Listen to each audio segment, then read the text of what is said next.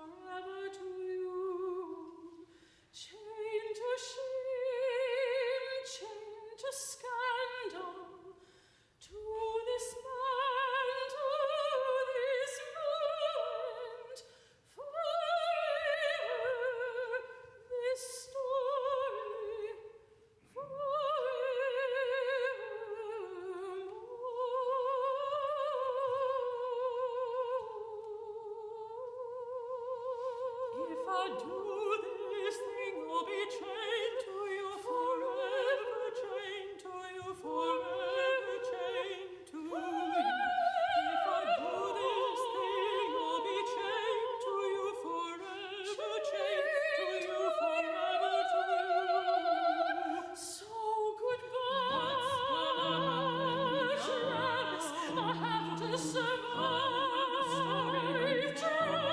so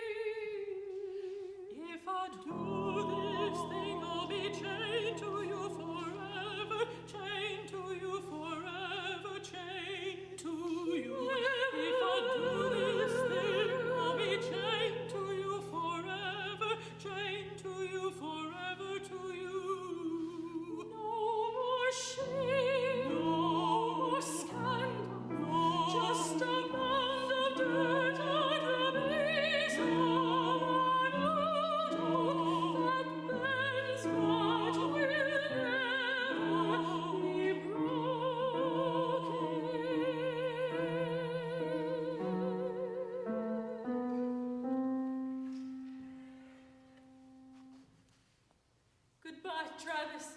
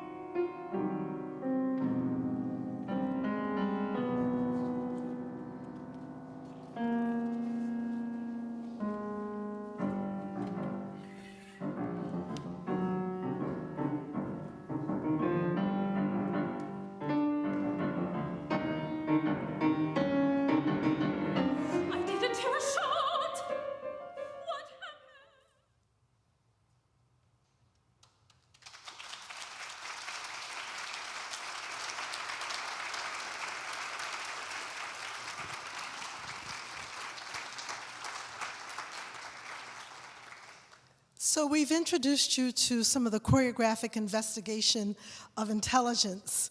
I have to say, this actually doesn't exist in the opera, the choreography to this music. This beautiful music, and Jean Scheer, the librettist, is in the house. Jean, please raise your hand wherever you are, yes. If you were wondering what was going on. But we got intrigued by this beautiful piece of music and the voices and what they were saying, and started just creating this idea of webs and secrets, and how secrets were passed from one person to the next, and these entanglements of relationships. So it provided a beautiful way for us to bring you into the world of intelligence. And I'd like to now bring you into the world of these fabulous dancers by introducing them to you. So if the dancers could come out and please introduce yourselves.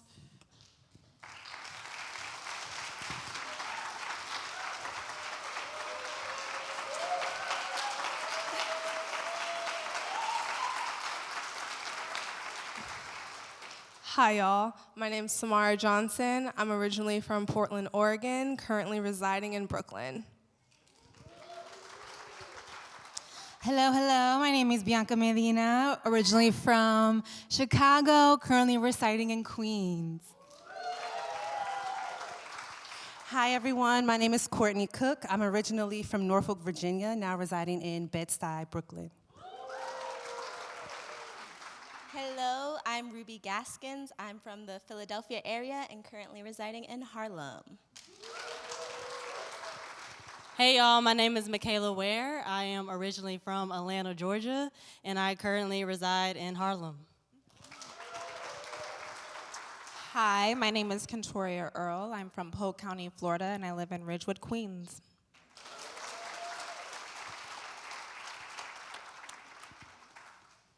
I want to introduce you to this fabulous person I've been working with since 2004, joined at the hip. Hi, I'm Vincent Thomas from Baltimore, Maryland. So happy to be here with you. Vincent is the associate choreographer for the work Intelligence. And so now we move to conversation.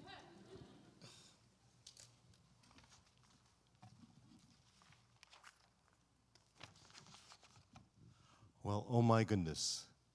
Can I just note that we are being introduced to an opera not through song, but through movement. I feel like it's a very special moment for dance to actually recognize the power of movement, to be an embodied voice in a way that I think has never been fully realized in opera, maybe ever until this moment, maybe. Good evening, everyone. My name is Emil Kang. As you heard, I am the program director for arts and culture at the Mellon Foundation, longtime dance lover. former presenter where I was able to first meet Jawole, and when we worked on a project called The Scales of Memory a number of years ago.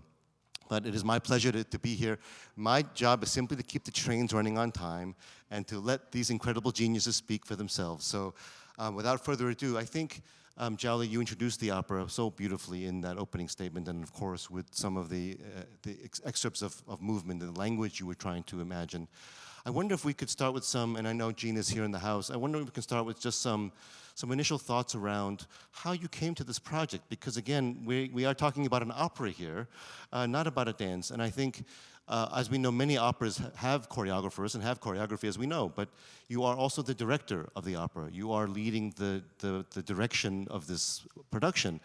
So maybe you can just share a bit of that origin story with us. Yes, I got this email, it was 2018, maybe November 2018. We were in the middle of a project, Hair and Other Stories at Brick, and it was from Jake, and it was describing the opera and saying they were interested in talking to me. Jake and Jean were interested in talking to me about directing and choreographing the opera. And I think I sat on that email for about a week. Every now and then I'd go back and look at it, and I was like, I don't know opera. And I kept looking at it, and I was like, did they mean this to come to me? And then I called a friend of mine, Linda Brombach, for those of you who know her, of Pomegranate Arts, and I said, I got this email about directing and choreographing this opera, and she said, you absolutely can do this. Your work has been based in story, in music, embodied movement, and how all of this comes together. Opera may be the different form, but it is the root of your artistic work. And that, I said, okay. And then we met, and I called Jake, and we had a conference, we had a call, and then Jake and Jean came down to Tallahassee, and we started looking at what this could be. They had already had the characters and some of the, Jean had done amazing research in Richmond, Virginia, Library of Congress, Smithsonian, about this work. And so then how was the story? And they already wanted dance to be a primary part of it. So it was not a add-on, but they wanted it to be primary in the experience of it. So I said, okay, and really fell in. I had seen Dead Men Walking by Jake Heggie, and I just fell in love with both Jake and Jean and the idea of this, and then I called Vincent. We've worked together so long, and said, I got this call about an opera. You want to come on board with me? So here we are. And the opera was supposed to originally premiere in 2021, if I'm not mistaken. And so can you ask you about that time? Of course, we knew what happened at that time, what was going on. How did that sort of interregnum affect the sort of imagination around the production and where it's sort of arrived at this moment? Oh, thank God it didn't happen in 2021. I was still learning. We were doing a lot of research, and our research trip, we were trying to go to Richmond. It kept getting postponed because of COVID. And but I think the time allowed us to investigate deeper. What was that experience of researching in Richmond and going, and for you, Vincent, as well? I love the way you put this the other day. Going to Richmond, standing on those grounds of where the Van Loo mansion is, and to look down the hill, it gave such a perspective of the work, but also kind of rooted us in what could be physically and how to physically support the story as well, to tell the story. So I thought it was very grounding, as you so eloquently put it. Yeah, we went to what's called the Slave Trail along the James River, where the site of the Van Loo Mansion, the Confederate White House, the Black Civil War Museum in D.C. And again, it's just part of a long history of a long interest in research to understand. I had to understand this work spiritually, physically, historically. And which I had actually forgotten that when I first met Vincent at FSU as a grad student, I had forgotten that Vincent had been a music teacher when I asked him to do the opera. And then he was like, I was like, you read music, that's great, because I don't. So to have all of those things really come together in this complex story of American history. Vincent, Yeah, I was just going to say the other thing that stands out for me is the details, from fabric to things that were in the Confederate house, just all those details to get magnified in the body and the mind and how it also speaks into the work physically. just going back to obviously the invitation to participate, Jawole, and we know that this opera's premiering in Houston on October 20th. In Houston, October 20th, in case you need to do something about that. At the same time, Jake's first opera, Dead Man Walking, is premiering at the Met. Were you aware of that? That coincidence?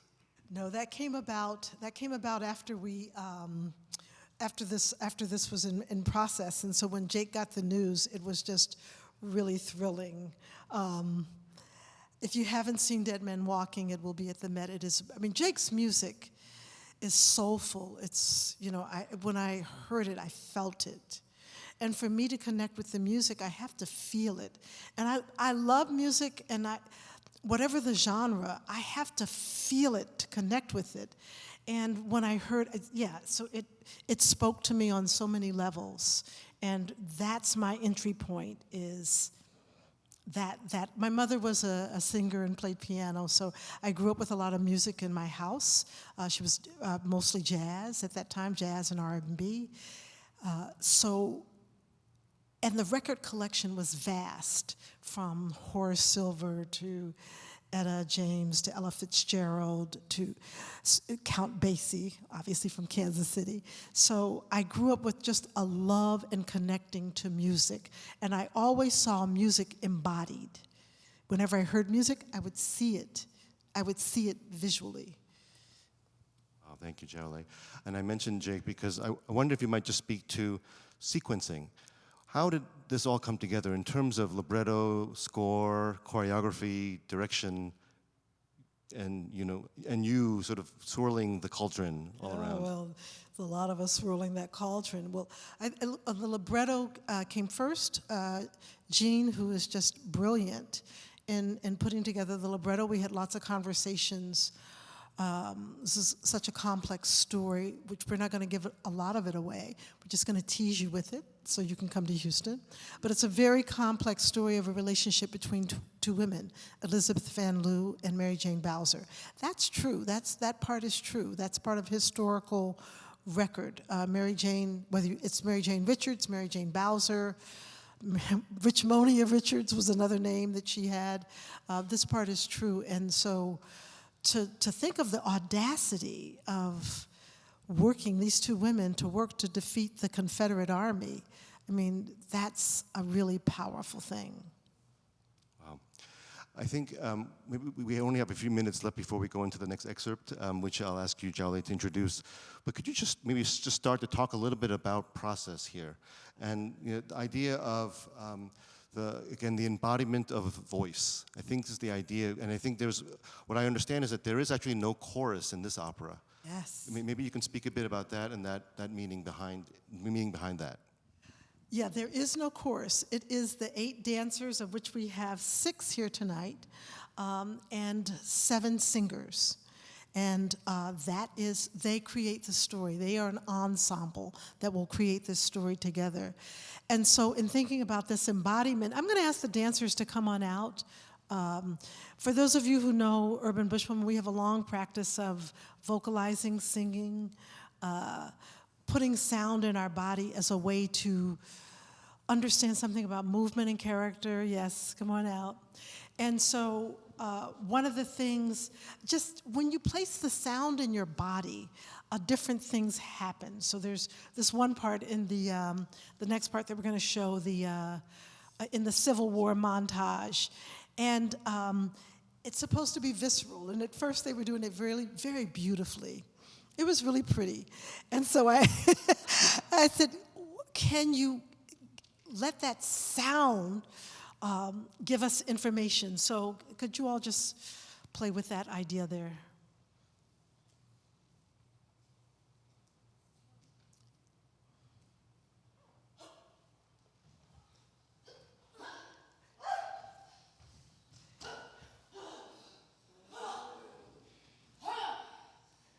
And relax. So I'm gonna, we work with this dialing up and dialing down of volume in the body, and Vincent's gonna talk about that in a little bit more. So I'm just gonna ask you to do that part again.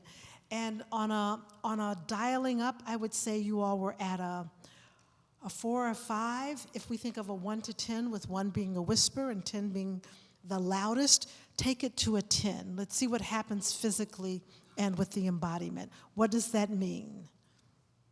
The movement may change. Well, the movement should change.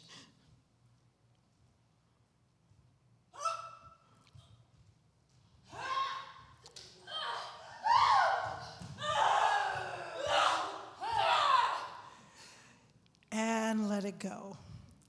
And so then the ask is, how do you find that without the sound? And that's the part that so the sound is internal, it has to be externalized before you can find it internally. And with this dialing up and dialing down, I was thinking about musically the volume of music.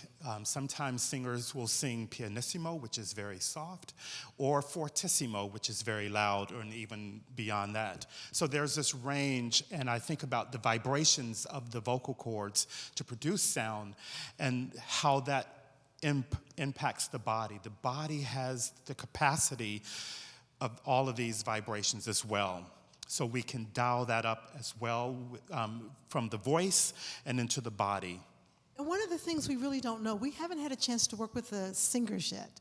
So we don't know, as we've got this choreography and this work, once we were with the singers, what needs to be amplified, what needs to be pulled down, what needs to be smaller so the singers are bigger, what needs to be bigger so that we're matching the singers. So I'm gonna ask, I'm gonna pick on Mikaila today. Come on down, Mikaila. We're gonna dial it up and dial down. What section do you want to take to do that?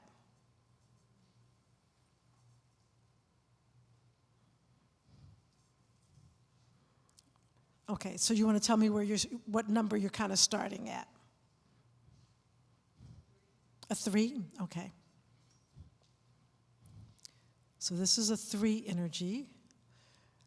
And I'm going to even ask, what would a 1 energy? A 1 has to be full, as a whisper is full. It doesn't get slower. It just gets more internal. And then dial that up to a 4.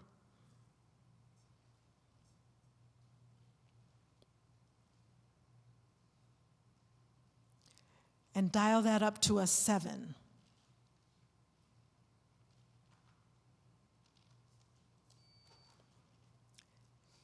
And let's go all the way up to a 10.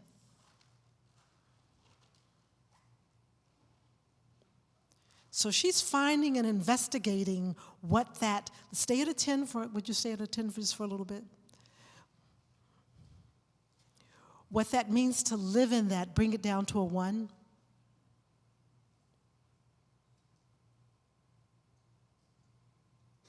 And thank you, Mikaila. Thank you.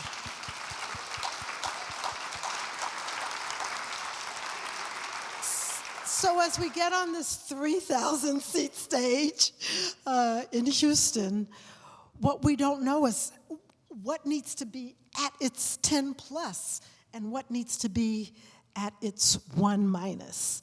But with this language, we have the capacity to go up and down as we learn more when we come to this with the singers and the staging.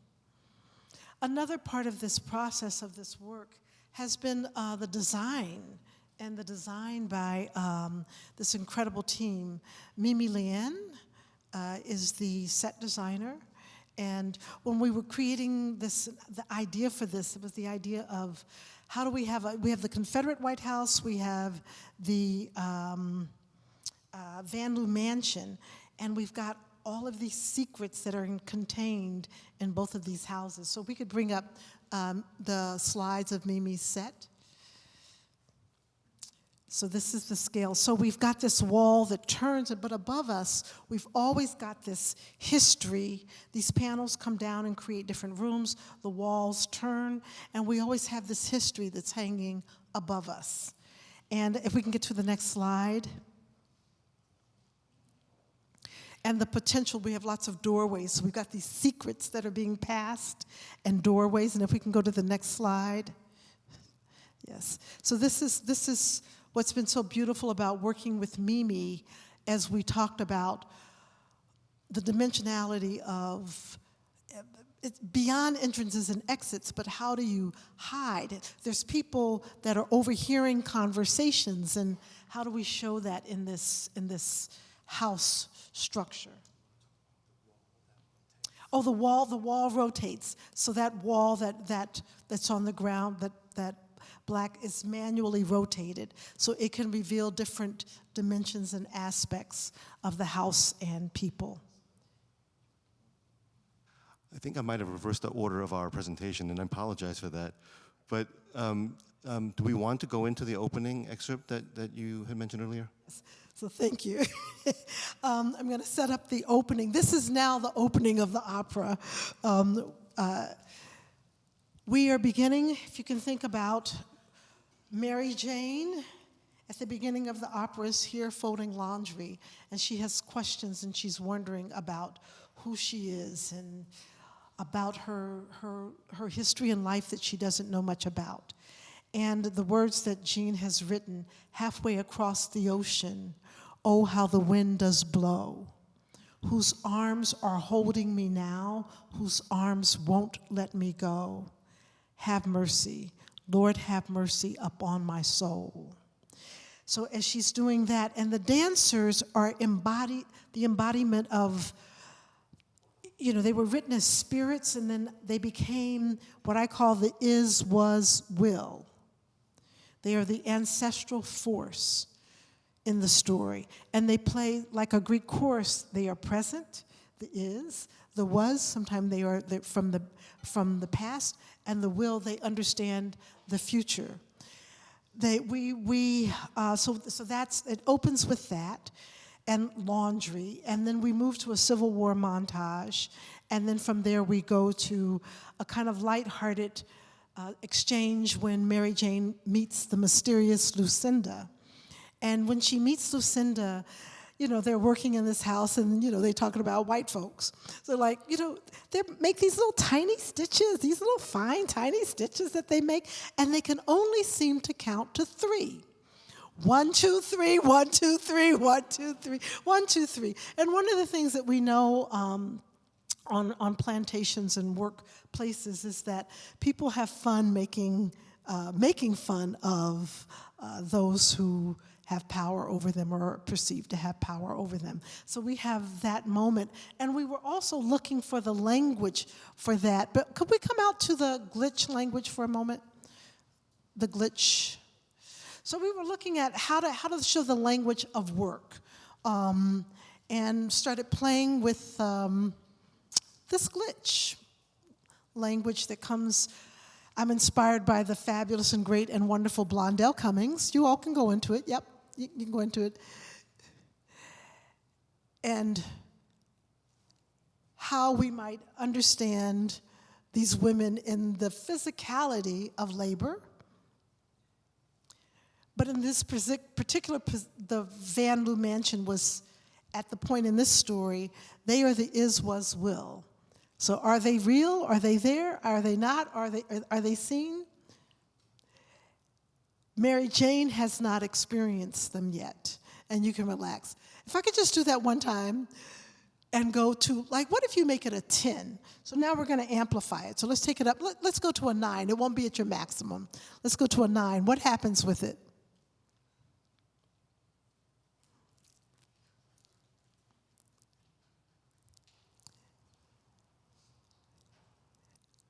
to a 2.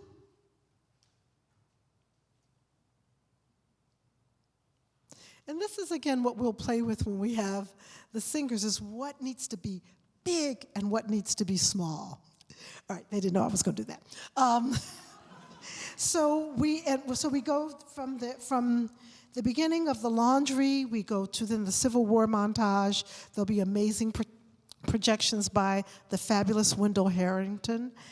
And then we come into this meeting between Mary Jane and the mysterious Lucinda. And then from there, as they have a little playful moment, we come back to this question of, what is my story? And why don't I know my story?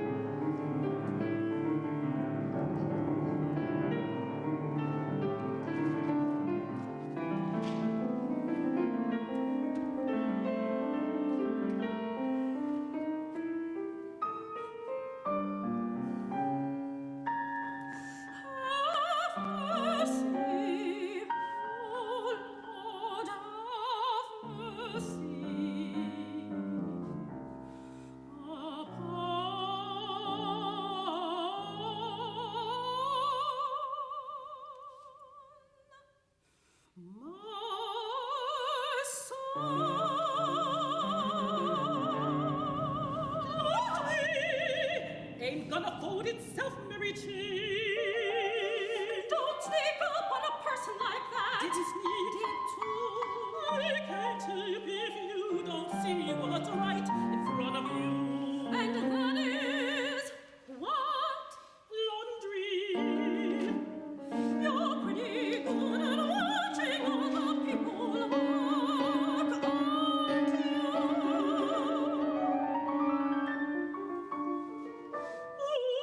Ooh, that silk is gonna look good in your quilt, Mary Jane. You know about my quilt, and you know my name. I hear things. Do you? When working over yonder. Yonder? What's your name? Lucinda. Tell me how you know so much about me, Miss Lucinda. Who hears things from over yonder? It is a hole in the curtain, and is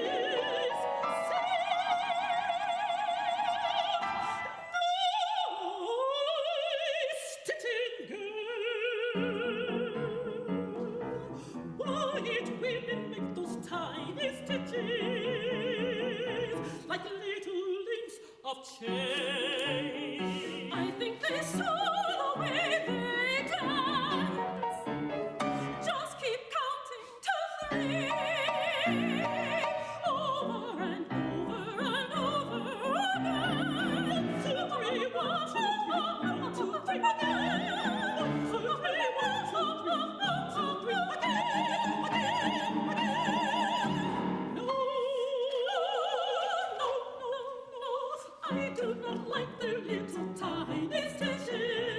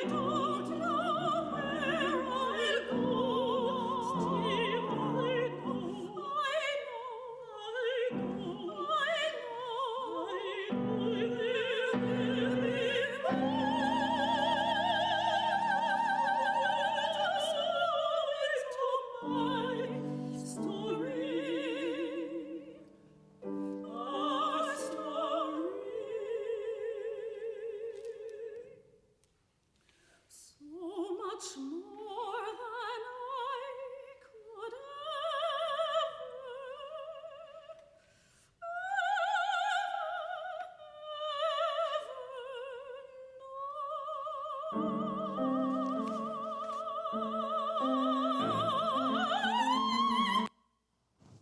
Thank you.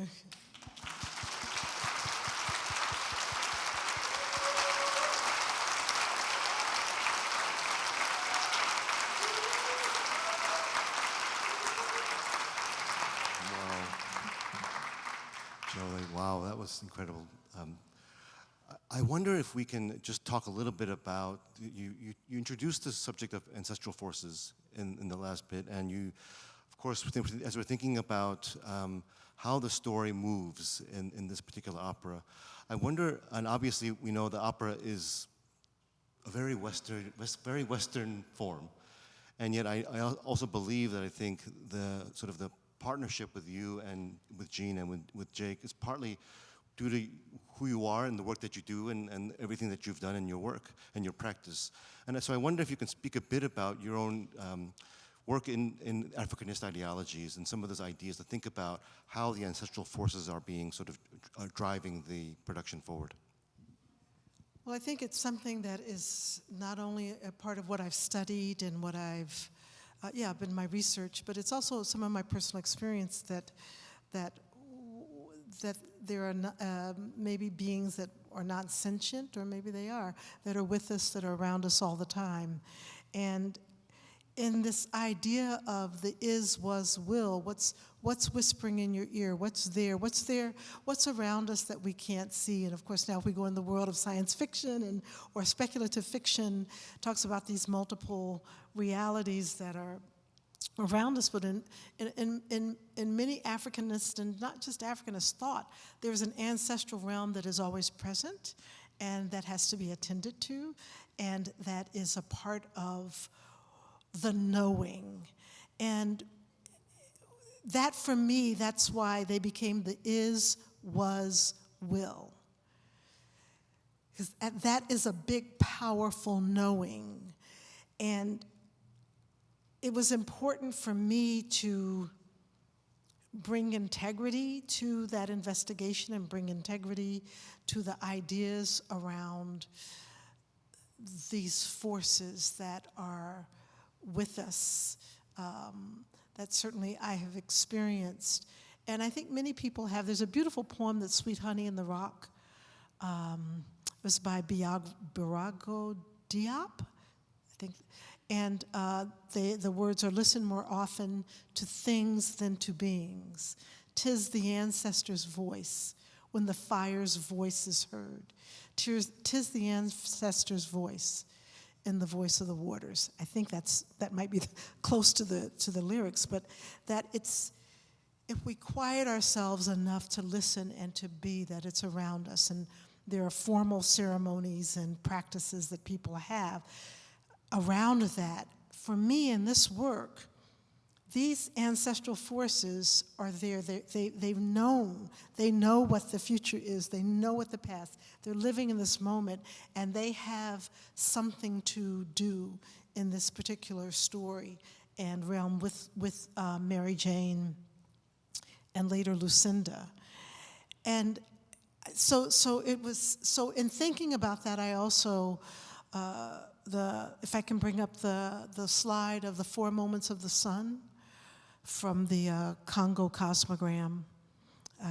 When I was reading, back in college, Robert Farris Thompson's book, Flash of the Spirit, and that's when I got introduced to this idea that we have the world of the living and we have the world of the ancestors, and these 4 moments that we pass through. And so we did a visual character creation of the people who were in the world of the living and how they were interacting with the world of the ancestors. And this is it's continuous. It's a circle. That's what's powerful about it. It's continuity. And so that became one of the kind of organizational pulses of this work. And then if we can go to the next slide. This is the Nsabidi language, which I think comes out of Cameroon, Nigeria. There's lots of secret societies that hold codes and language, and this work is all about a lot of secrets. So the ancestors that are around her may be presenting information in ways that it's not legible yet until she goes through those times where she actually gets to experience and then learns the reading of that. So if I could ask Symara. So when we were first developing in a workshop with this material, and the dancers generate a lot of the material, and so I gave Symara this talked about the Nsabidi language and what she was seeing in it and what that was asking her to do. Would you talk about that before? Yeah, looking at the language, what came up was a lot of linear movement, thinking of direction, thinking of north, south, east, west, and how the physical language could really emphasize that. So using the body to contrast different directions, using it to be very clear on a singular direction, but allowing the message of where to go to be very, very loud and seen. Could you just do a little bit of that? We're going to go into it a little bit in just a little bit, but if we can go in just to a little bit of that investigation.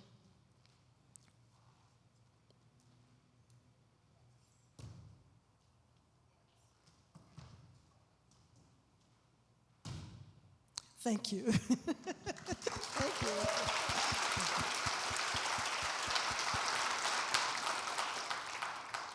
you. I want to make sure that we're on time and on schedule here, and we have one more excerpt to show. And but before we do, I wonder again, you are not just a choreographer; you are the director of this production, and this is the first opera that you are directing, if I'm not mistaken. Is that right? The first thing that's called an opera. First thing, yes. sorry, it's a very, very important clarification. Yes, by certain standards. Yes, indeed. And we have, of course, a cast of incredible singers, which is, these are rock stars in their own right. And you are thinking about both movement from the dance, but you're also thinking about the movement of the entire production. Can you talk a bit about how you're imagining how the dance, the movement of the embodied movement of the dancers, and of course also the singers are going to be coming together? We won't know that till we get with them, because there has to be an organic process where one of the things that opera world has a lot of ways that it's traditionally operated, and they were talking about the first day. I was like, but we have to come together as an ensemble. We got to get to know each other. We have to meet. We have to move together, and that's not typically quite how they do things, but it's what we insisted upon. That it's important. So the movement that will come out of the singers has to be organic to the singers, and then how do you heighten that so that they can live fully in their expertise as we're living fully in our expertise. And we'll find that out. I mean, we've been preparing. We'll find that out when we get with them together. So I want to do one little investigation. This is for the ancestral dance, which Jake and Jean wrote. Yeah, I don't think. So this is the baka, the music of the baka, and if you all will come out. So before we had the music, we started the ancestral dance was written into the libretto, and so I chose this music because it didn't have a meter and it would be a free thing. And I asked them, and I want to thank Nora Chipalmiri, who's in the audience, for giving us this language of the mother tongue. That they start to investigate their mother tongues, the ways that they've learned, the ways that they've embodied dancing that had nothing to do with a dance studio. They may come from the shout in the ring shout. It might come from, we have Puerto Rico, we have Trinidad, we have lots of different ways. We have the clubs, we have the dirty South. So we have ways that people, we have Cuba, we have ways that they've grown up around and with language. And we're also thinking about the circularity of patterns being off balance, and what is that space between falling?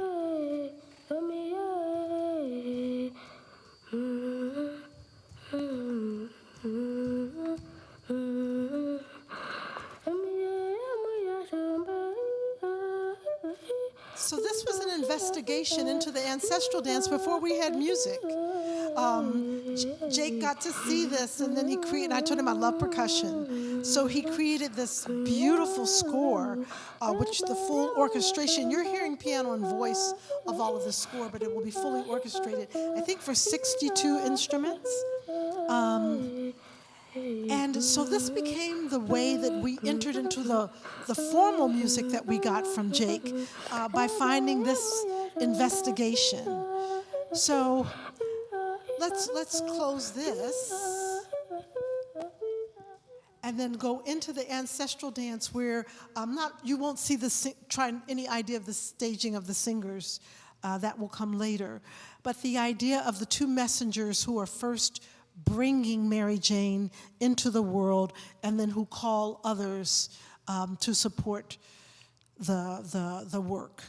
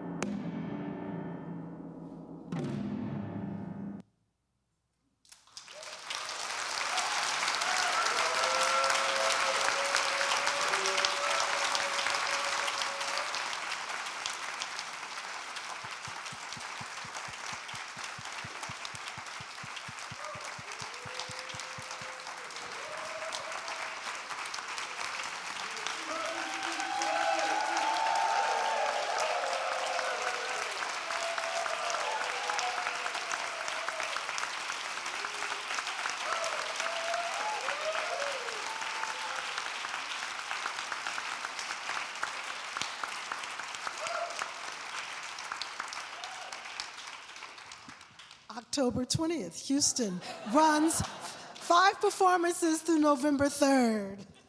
Thank you all for coming. Just one more round of applause for these incredible dancers.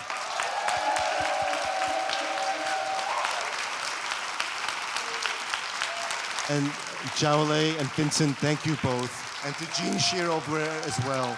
Thank you all for joining us. October 20th. Fantastic staff and support from Urban Bushwomen. Thank you. And thank you, Works in Process.